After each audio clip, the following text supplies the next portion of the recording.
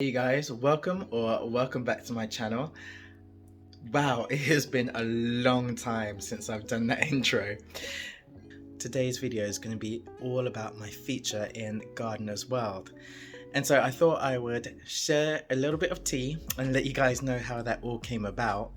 And then let you guys watch the clip if you've not seen it.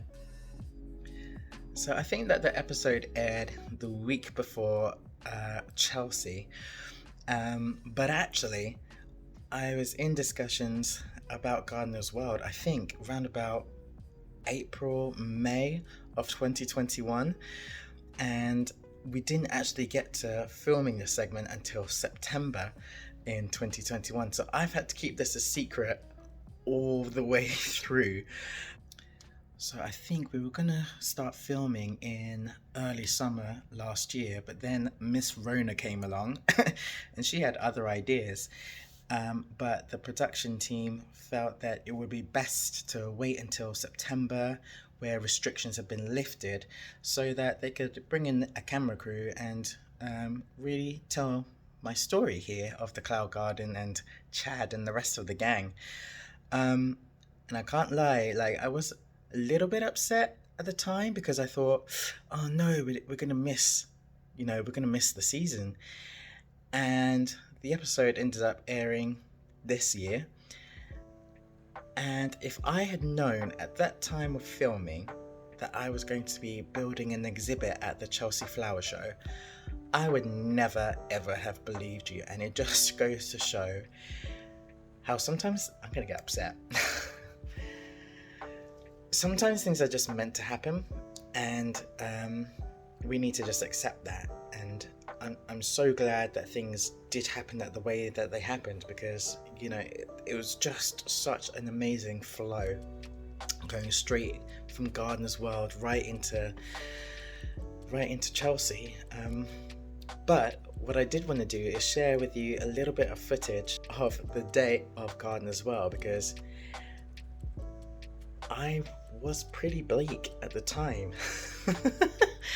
I was really going through it, actually.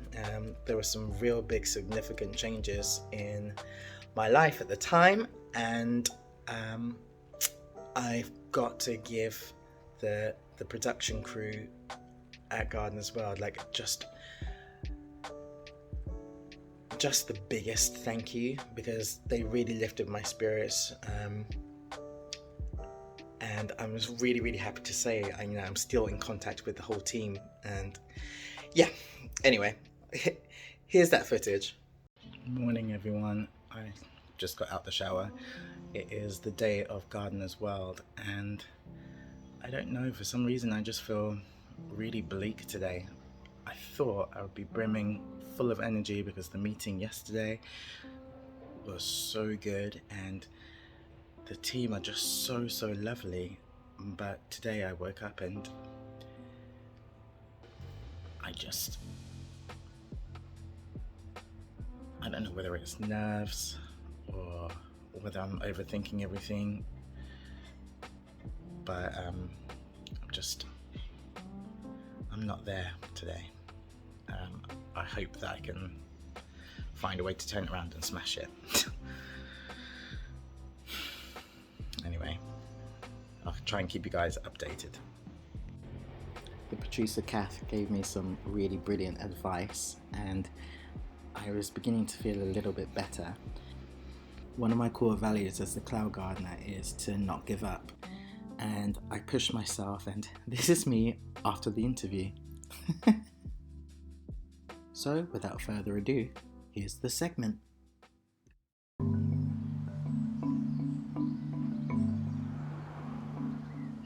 We've been shining the spotlight on houseplants today, but it's not just ornamental plants that you can grow in the absence of a garden. We went to visit one enthusiast who's been growing a plethora of fruit and vegetables 18 stories up in a tower block.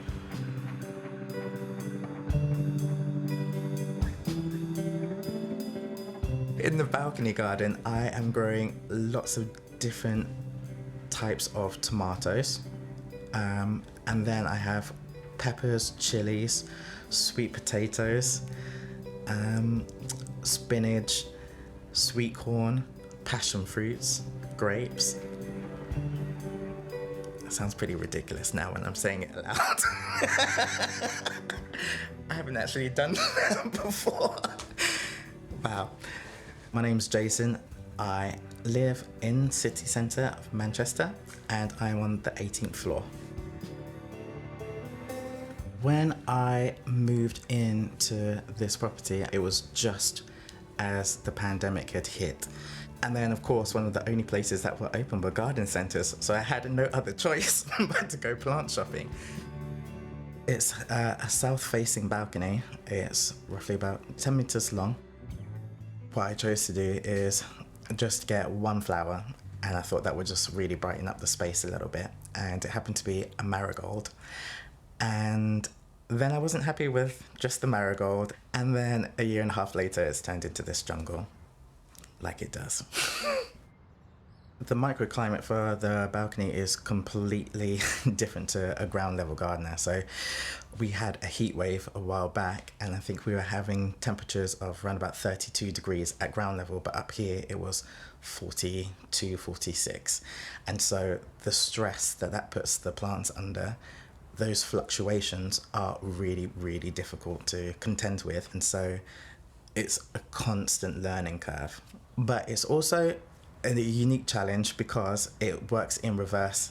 In winter, I don't get frost on the balcony. Any frost that does happen overnight will go along the glass and not on any of the plants. So I actually can extend my growing season, and I will still be able to harvest tomatoes all throughout Christmas. Who does that?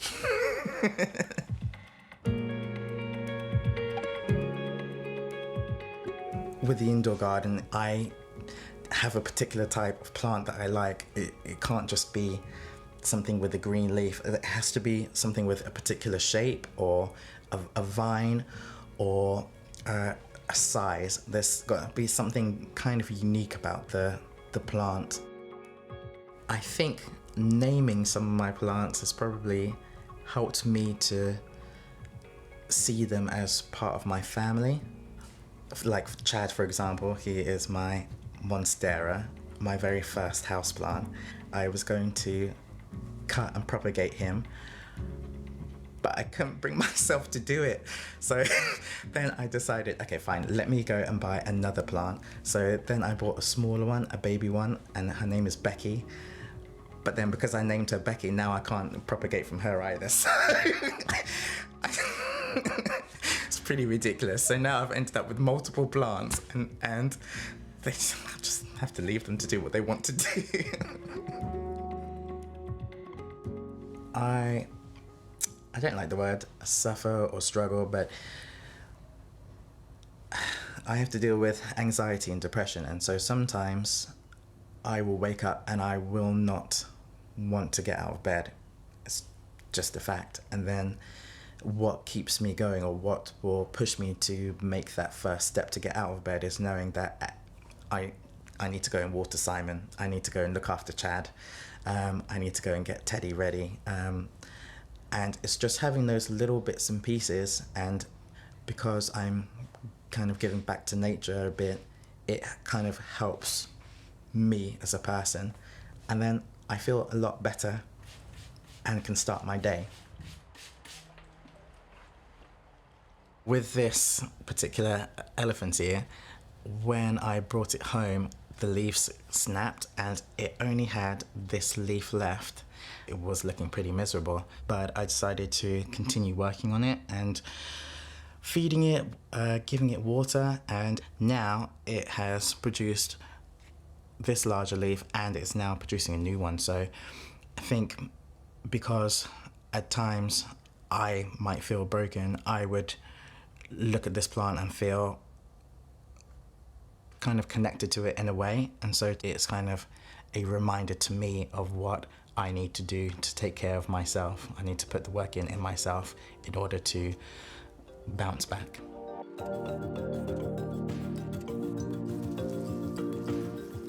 Okay, yeah, I am wearing wellies, and I'm more than aware that I do not have real grass on this balcony, but I want to be a real gardener too, so I'm going to wear my wellies. This is ridiculous. Essentially, it is a glass house, so even if it is raining, that balcony doesn't get any rain on it whatsoever. So I still have to go out and water that balcony every few days or so. I think it takes round about 6 or 7 trips to the sink, so it can be a very, very time-consuming exercise. It's been a really interesting 1.5-year journey to see where the garden started and where it is now. What I have learned is that I need to grow what I can grow, and so I have some plants that have got a darker foliage, like my Black Magic Colocasia, and I have some cannas, and they absolutely thrive off the sunlight. My Black Magic, he had 2 or 3 leaves, and now he's just put out his biggest leaf and is absolutely thriving. It's just about starting the conversation that yes, you can use your small spaces, but also you have to know that your own small space is unique to you, and you just need to figure out what works. My plants in general, they give me peace, they give me joy. If you were to walk onto my balcony is in essence an extension of the flooring of my apartment. So that means that structurally I can have a lot more out on my balcony than other people. Some other balconies are essentially attached on. So I'm extremely lucky that I can have this out on my balcony.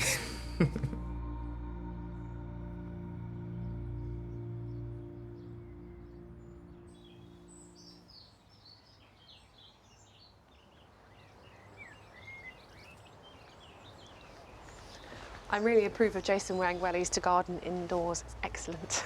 And achieving a garden like that on the 18th floor is really impressive. It's also clear that growing plants and gardening has really helped Jason on his journey with his well-being. And it seems apt that in Mental Health Awareness Week, we all acknowledge that gardening and growing plants is a really important part of that conversation. Filming the show, my welly boot game has gone to the next level. So I've got some new and improved welly boots that I use all the time when I'm going out into the garden now. I just want to say a massive thank you to Kath, to Darren, and the rest of the Gardeners World team for coming here, sharing my story and introducing a lot of new people to me and to balcony gardening and to the Cloud Garden. So a massive thank you. And in terms of what next with the Cloud Garden, well, if you have subscribed to the channel, then you already know that part of the garden has been a complete mess since I've been exhibiting at Chelsea. So make sure that you're staying tuned, because I'm going to show you exactly what I'm going to be doing in order to rescue the garden. If you haven't already, don't forget to subscribe to my channel, and hopefully I will see you all again very, very soon. See you again soon. Bye.